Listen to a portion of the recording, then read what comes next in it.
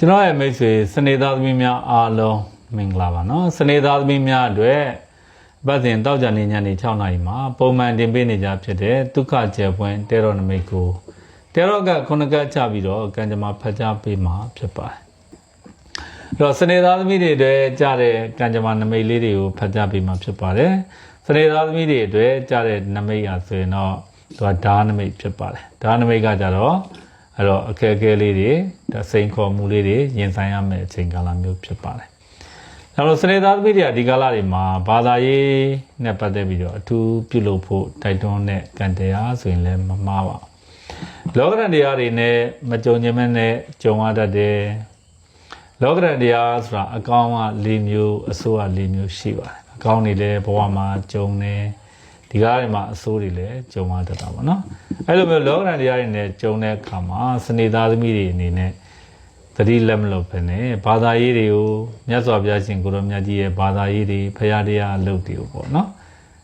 ်ပို့ပြီးတော့လှုပ်ဖြစ်အောင်တွန်းအားပေးတဲ့အချိန်ကာလဆိုရင်လည်းမမှားပါတတ်နိုင်သလားဘာသာရေးလုပ်ပါတတ်နိုင်သလားဖရာတရားလုပ်ပါစီးပွားရေးလုပ်ငန်းဆောင်တာကိစ္စတွေမှာကိုထင်သလိုဖြစ်မလာတဲ့အခါမှာမတုံ့လှုပ်အောင်စူးစမ်းပြီးတော့ပြင်ဆင်တဲ့အချိန်ကာလမျိုးဖြစ်ပါတယ်အဲ့တော့အလုပ်တွေထင်းငေါ့နေတတ်တယ်စီးပွားရေးလုပ်ငန်းတွေတချို့လုပ်ငန်းတွေမရစေခြင်းမနဲ့ရပ်သွားတာမျိုးတွေဖြစ်တတ်တယ်ကိုဆက်ဘလော့ပဲကိုကဇွဲလုံးလာဝရိယနဲ့စူးစမ်းဆက်လို့မရတဲ့အခြေအနေမျိုးတွေကြုံရတာမျိုးတွေလည်းဖြစ်တတ်တယ်ကိုနဲ့ဆက်တူရှယ်ယာပူးတဲ့ပေါင်းဆက်ပါတနာတွေရဲ့နော်တစ္ဆာဖောင်းမှုတွေကိုမခံခြင်းမနဲ့ခံရတာမျိုးတွေလည်းကြုံတတ်တယ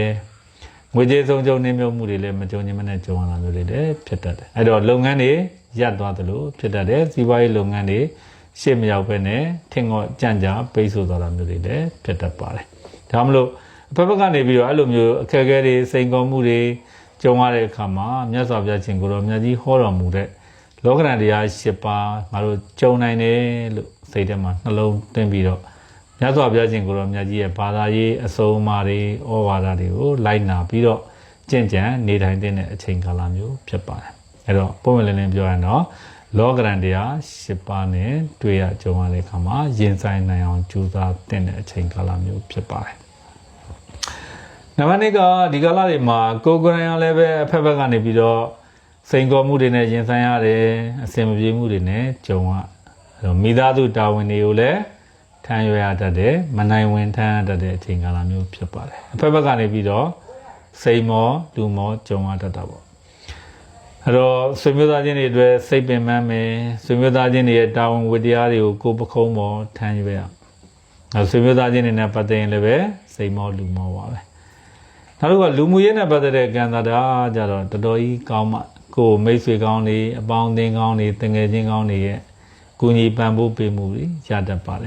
နော်တော်တော်လေးကောင်းမှနောက်ငွေကြေးနဲ့ပတ်သက်တဲ့ကံတာမှာဆိုရင်တော်တော်ကြီးကောင်းတယ်ငွေကြေးကိုအကြောင်းပြုပြီးတော့စိတ်ချမ်းသာရခြင်းတွေကြုံမယ်ပျော်ရွှင်ရခြင်းတွေကြုံမယ်ကာလကြာကြီးထင်းငေါ့ကြံ့ကြာနေတဲ့ငွေကြေးတွေပြန်ဝင်လာတာမျိုးတွေကြုံမယ်ကြောက်ခဲရေပေါ်ဆိုလိုပဲငွေကြေးနဲ့ပတ်သက်တဲ့ကံတာတွေအတော်ပင်ကောင်းတာမျိုးတွေကြုံရတတ်ပါတယ်ငွေကြေးအရာဆိုရင်ဒီမှာမှကောင်းသောနမိတ်ဖြစ်ပါတယ်မင်္ဂလာရှိတဲ့ကံတရားမျိုးရှိပါတယ်ဒီဘဝရေးကံတာကောင်းပါနောက်ကျမ်းမာရေးကတော့ဝမ်းသာစရာကောင်းတာကစနေသားသမီးတွေရဲ့ကျမ်းမာရေးညံ့နေရာကနေပြီးတော့စေဝါကုသလိုက်တဲ့အတွက်ဆရာကောင်းသမားကောင်းတွေနဲ့တွေ့တဲ့အတွက်စေဝါဆရာသမားမှန်ကန်တဲ့အတွက်ကိုခံစားနေရတဲ့ယောဂဝေဒနာတွေတိတိတတ်တာတက်တာပြောက်ကင်းသွားတာမျိုးတွေကြုံရတတ်တဲ့အချိန်ကာလမျိုးဖြစ်ပါတယ်ဒါတော့ပြောချင်တာတော့ကျမ်းမာရေးကံတာပြန်ပြီးတော့ကောင်းသွားတာမျိုးဖြစ်မယ်နောက်တစ်ခုကကျွန်တော်တို့ဒီမိတ်ဆွေပေါင်းပညာရေးနဲ့ပတ်သက်တဲ့ကံတာတွေမှာကိုယ်ဇွဲလုံးလာဝရိယနဲ့ကြိုးစားတဲ့အတွက်လည်း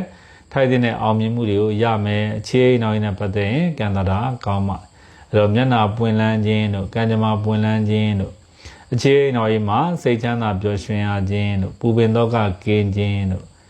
နော်ချစ်သူကောင်းတို့အိမ်အောင်ဘက်ကောင်းတွေရရှိခြင်းတွေကြုံမယ်တဲ့အဖက်ဘက်ကနေပြီးတော့တော်တော်လေးကောင်းမှစိတ်ချမ်းသာပျော်ရွှင်ရမယ်ကံတာမျိုးရှိပါတယ်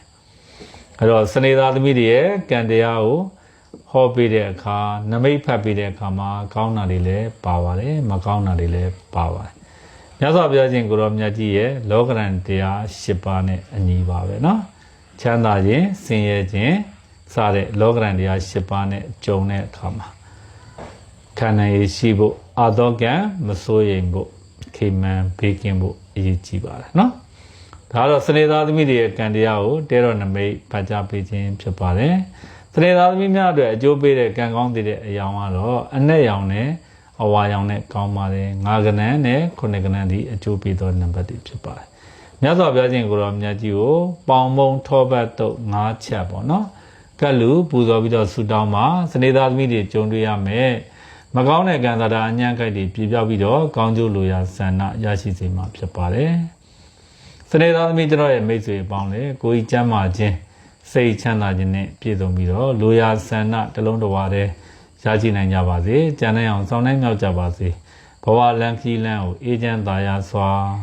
ပူပန်တော့ကကင်းစွာကြောင်းကြကင်းစွာနဲ့ရှောင်လန်းနိုင်ကြပါစေလို့ယူတော်မင်္ဂလာချမ်းရဲ့ကမုန်းဒိတ်တံအောင်မြင်နေပြီးတော့ဆုတောင်းမေတ္တာများလှိုက်လိုက်လဲပို့တာပေးလိုက်ပါတယ်ကျွန်တော်ရဲ့မိတ်ဆွေတွေကိုကျွန်တော်တို့ယူတော်မင်္ဂလာချမ်းနေပြီးတော့ကောင်းမြတ်တဲ့သတင်းစကားလေးတွေပါခြင်းပါတယ်မနေ့ပြန်စနေနေ့ဖြစ်ပါတယ်စနေနေ့မနေ့၈နာရီမှာကျွန်တော်ယူတော်မင်္ဂလာချမ်းမှာကံစင်ကံမြင်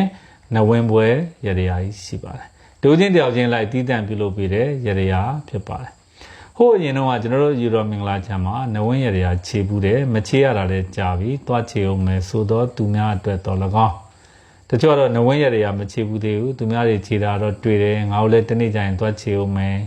ကံတွေမြင့်သွားအောင်ကံတွေကောင်းသွားအောင်ငါတို့လာခြေခြင်းနဲ့ဆိုတဲ့သူတွေပဲဖြစ်ဖြစ်တို့ယူတော်မင်္ဂလာချမ်းကိုမနေ့၈နာရီလောက်အရောက်လာခဲ့ရမှာဖြစ်ပါတယ်အဲ့ဒီအဖြူဝတ်ခဲ့ရမှာဖြစ်ပါတယ်နော်မနေ့၈နာရီတည်းနောက်မကြပဲလာပါအဲ့ဒီကောက်တဲ့နေရာဌာနကိုရောက်တဲ့အခါကျွန်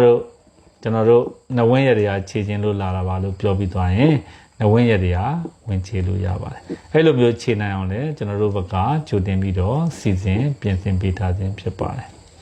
နောက်တစ်ခုကတော့ဘေဒင်သင်တန်းတက်ခြင်းနဲ့ကျွန်တော်ရဲ့မိတ်ဆွေတွေနော်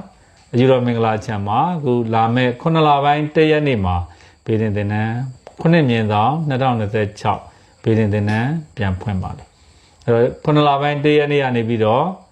9လပိုင်း10ရက်နေ့ထိသင်တန်းကာလ10ရက်တာကာလပေါ့နော်သင်တန်းဒီမှာနေထိုင်ရမှာဖြစ်ပါတယ်သင်တန်းကြီးတည်တံ့ပေးကြတော့မရှိပါမလိုပါဘူးအခမဲ့မေတ္တာနဲ့သင်ပေးတယ်ဘေဒင်သင်တန်းဖြစ်ပါတယ်အဲ့တော့သင်တန်းတက်လို့တော့သူများရက်ွက်အုပ်ချုပ်ရေးမှုရဲ့ထောက်ခံစာရဲစခန်းထောက်ခံစာယူဆောင်ပြီးတော့ကျွန်တော်တို့ယူတော်မင်္ဂလာချမ်းရဲ့9မြင်ဆောင်2026ဘေဒင်သင်တန်းကိုလာပြီးတော့တက်ရောက်လို့ရပါတယ်အဲ့တော့နဝင်းရတရားခြေလို့တော့သူများစနေနေ့မနေ့၈နာရီကိုအရောက်လာပါဘေဒင်သင်တန်းတက်လို့တဲ့လူကတော့9လပိုင်း1ရက်နေ့12နာရီအရောက်လာပါနော်